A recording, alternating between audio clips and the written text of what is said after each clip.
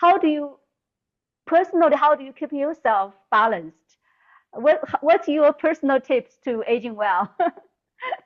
I know you're going to ask me that question. There's a common question I got asked. So, Dr. Wong, what do you do? So, you know Yeah. what? I have to say, I try to stick with my own tips that I share with the audience just now, Hmm. and to do it, with discipline. So, self-care is so important.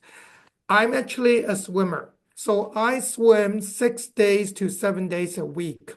Hmm. And again, there's something special about swimming because for me, it's not only an opportunity of exercise, physical activity, which it is very good, but it is also a period of mindfulness for me. When I swim, I listen to my own breathing. It is an opportunity for the mind and the brain to rejuvenate and to re-energize.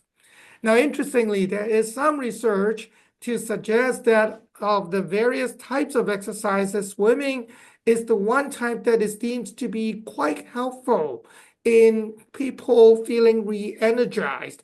And therefore, along the aging spectrum, it is viewed to be a very good activity.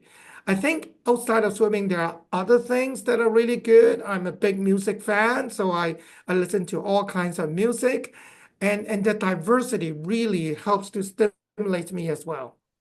Hmm. Hmm. You have very good voice. From your TED Talk, you sing the Moon River, right?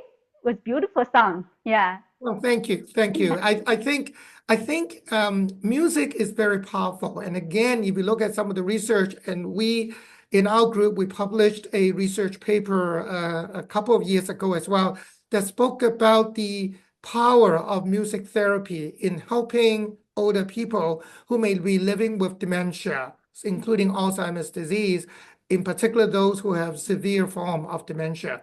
So music can be very powerful. In that particular study, we discovered that music can help to really alleviate and soothe people to reduce kind of some of the behavioral and psychological symptoms of dementia.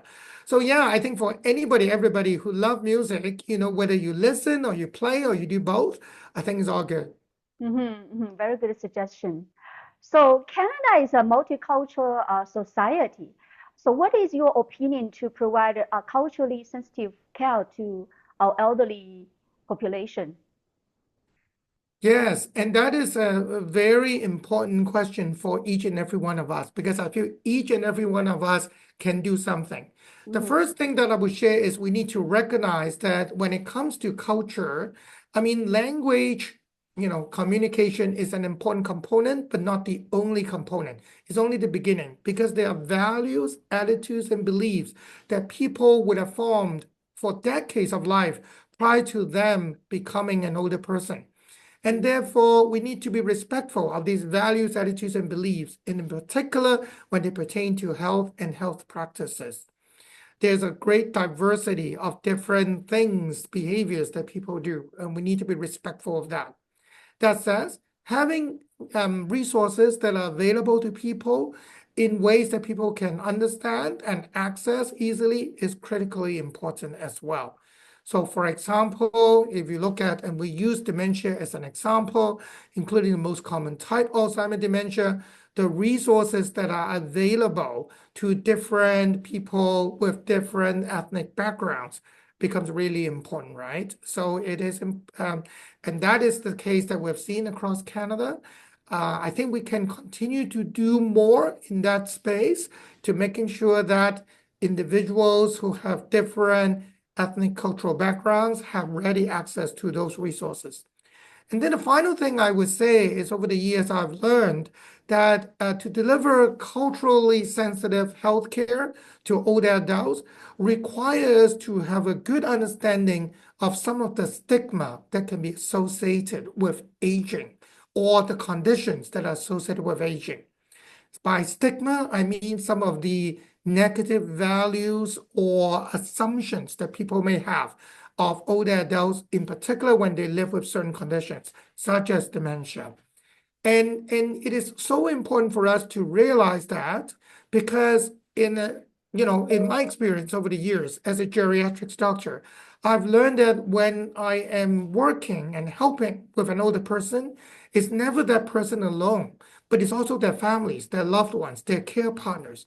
So how do we help support both the person and the loved ones, the families, in ways that will remove any negative assumptions or stigma?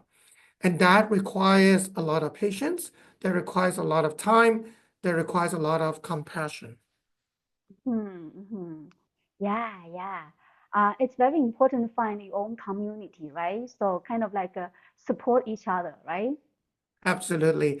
And Mm-hmm. I think together we can do a lot, but let's not wait. Let's start today because each and every one of us, we're aging by the second as we speak. So this is important not only for our loved ones, but actually for ourselves. Mm-hmm. Yeah, yeah. Wow, it's very yeah. Wow, very impressive message. So, what is your take-home message or call of action for our audience? So I'm really delighted that I have the opportunity to share with the audience today.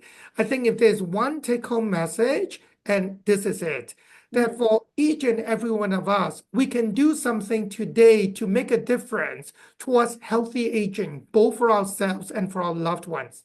mm-hmm, And specifically, remember the three things. How do we use exercise? How do we socialize? And how do we use technologies to make sure that we actually are able to function and age in a healthy manner? mm-hmm, yeah. Wow. So, where people can find more of your information and support your research? Well, I think the TEDx talk that has been created by the main TED website is a really good beginning. So I encourage the audience to check it out. It is Yeah. available online for free, currently in 5 different languages. That will be a very good beginning. Okay. Great. Yeah, I will attach the link. So, what else would you like to give us before we finish? Well, I'm just so grateful that we have the opportunity to talk today. And I would say, as we are in the middle of the decade of healthy aging, as per the World Health Organization, let's take action today towards healthy aging.